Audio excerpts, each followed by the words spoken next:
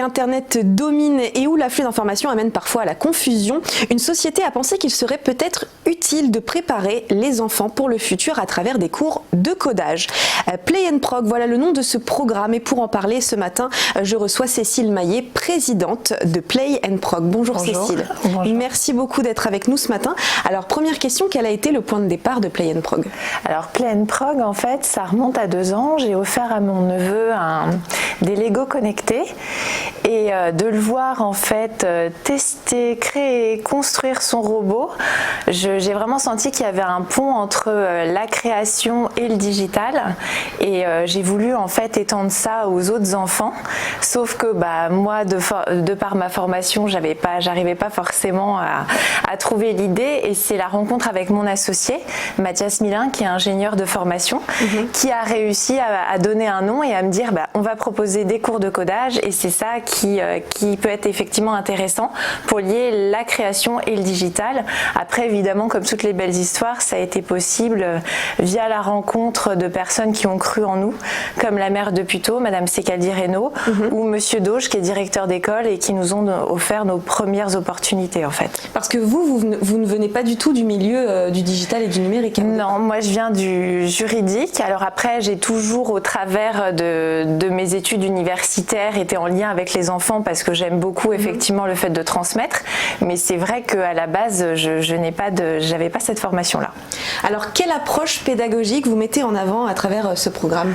Alors nous, c'est un petit peu assimilable à Montessori, dans le sens où en fait l'enfant est au cœur de l'apprentissage. L'idée, c'est qu'on travaille avec ou sans écran.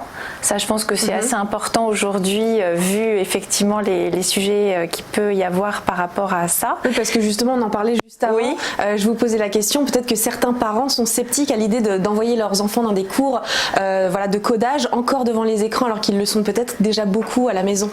Voilà, donc c'est pour ça que nous, en fait, à travers Play and Prog, ce qu'on veut proposer, c'est montrer que de toute façon, les nouvelles technologies, c'est pas forcément le recours avec un écran.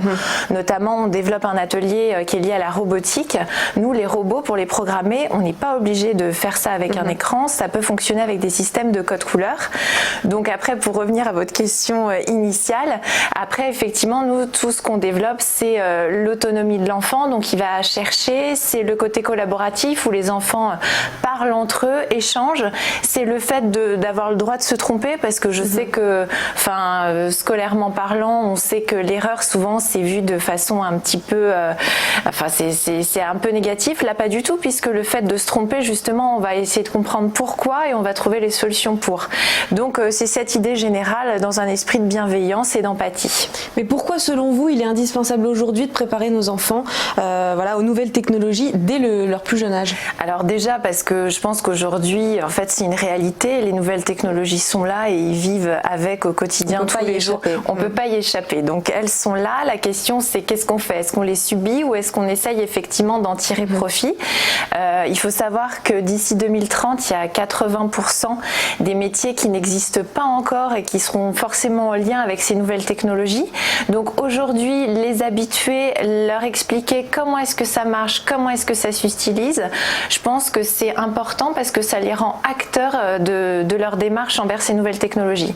On prend plus un enfant qu'on colle devant un écran. Là, le but, c'est vraiment lui montrer comment ça marche, et comme ça, lui, de lui-même, il aura une démarche complètement différente. Et au-delà de ça aussi, c'est vrai que c'est un formidable outil d'apprentissage. Vous parliez tout à l'heure de la création de robots pour les enfants. Oui. Quelles sont les autres activités que vous proposez? Alors, nous, on propose 3 thématiques. Donc l'informatique, on travaille avec le logiciel Scratch qui a été développé par le MIT. La robotique, pareil comme je l'expliquais, avec ou sans écran. Et l'électronique, où on apprend tout ce qui est conductivité, objets connectés, la possibilité de construire son téléphone, voilà. Et depuis la création de ce programme Play and Prog, quels sont les retours que vous avez des enfants sur leur ressenti face au programme? Alors, les enfants sont nos meilleurs ambassadeurs, ils sont ravis, enchantés. C'est vrai que c'est hyper chouette aujourd'hui de les voir aussi contents d'être en cours, d'être très demandeurs, d'essayer de comprendre. Ils nous donnent plein de nouvelles idées. Ils ont déjà envie de construire des énormes robots, des robots humains. Donc là, on les stoppe un peu. Mais bon.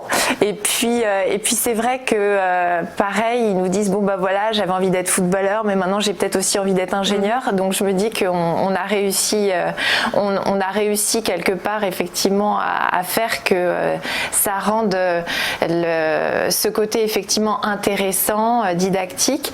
Pour les parents, ils sont rassurés parce qu'on fonctionne avec un système de suivi individualisé, c'est-à-dire qu'à la fin de chaque cours, on envoie un email aux parents pour leur expliquer ce qui a été vu, dans quel process on est et qu'est-ce qui sera vu au prochain cours. Donc voilà, pour effectivement qu'ils se disent pas, il a encore passé une heure de plus devant un écran. Et justement, les parents qui sont intéressés vont sur le site pour s'inscrire directement. Comment ça se passe ? Tout à fait. Donc vous pouvez aller donc sur le site Play and Prog pour vous inscrire. Donc nous, on fonctionne en activité périscolaire. On fonctionne aussi dans les écoles. Donc là, c'est-à-dire que ce sont des professeurs qui font appel à nous et on intervient en fait dans le cadre d'un programme scolaire où effectivement les professeurs vont avoir envie de mettre le doigt pour développer au niveau du programme mathématique, par exemple, via Play and Prog, ça va être peut-être plus évident par le jeu de réussir à faire passer certaines notions. Ou on fonctionne aussi via les centres de loisirs. Alors, combien d'élèves ont déjà fait appel à vous ? Alors, aujourd'hui, en fait, on a démarré à la rentrée 2018 et on a eu, aujourd'hui, on compte plus de 300 élèves, ce qui est assez important pour nous et pour moi en particulier en tant que femme. Je suis contente parce qu'en termes de répartition, on est à 52% de garçons, 48% de filles. Oui. Donc, c'est important, je pense aussi, dès cet âge-là, de montrer aux filles que les matières scientifiques ne sont pas spécialement dédiées aux garçons. Elles sont tout à fait capables et elles sont tout aussi intéressées et compétentes. Donc voilà. Et est-ce qu'aujourd'hui vous êtes les seuls à proposer ce programme en France ? Alors, on a des concurrents qui effectivement évoluent dans le domaine effectivement des cours de codage aux enfants. Après, nous, on est les seuls en fait à être une école nomade numérique puisqu'en fait, on se rend dans les écoles avec notre propre matériel. On ne dispose pas de locaux. On fonctionne effectivement avec le suivi individualisé dont je vous parlais tout à l'heure où on envoie des mails aux parents. Dans le cadre scolaire, on fonctionne en collaboration permanente avec les professeurs puisqu'on intervient tout au long de l'année scolaire pour les aider dans les différentes notions qu'ils veulent voir. Et ça, c'est intéressant pour nous parce que je pense qu'aujourd'hui, l'éducation nationale est en train d'essayer d'intégrer les nouvelles technologies dans son programme scolaire, ce qu'elle fait déjà au travers de l'épreuve de mathématiques du brevet. Et c'est vrai que nous, aujourd'hui, on aimerait bien effectivement être un acteur et en tout cas un accompagnateur de l'éducation nationale dans cette révolution qu'elle est en train de faire. Mais les formateurs qui viennent, ce sont des formateurs externes qui viennent dans les écoles pour apprendre le codage aux enfants. Ce ne sont pas des personnes qui font partie de l'école au départ. Alors en fait, donc les formateurs de Play and Prog, ce sont des élèves ingénieurs en fait qu'on recrute via l'Epitech ou via l'école 42. Donc ça, c'est pour leur aspect technique. Après, effectivement, on prend des personnes qui aiment travailler avec les enfants, qui sont réceptives au monde des enfants. Après, pour rebondir sur ce que vous disiez, dans le cadre scolaire, on travaille donc avec nos professeurs de Play and Prog plus les professeurs de l'école. D'accord. Et aujourd'hui, quels sont bien vos projets pour le futur de Play and Prog ?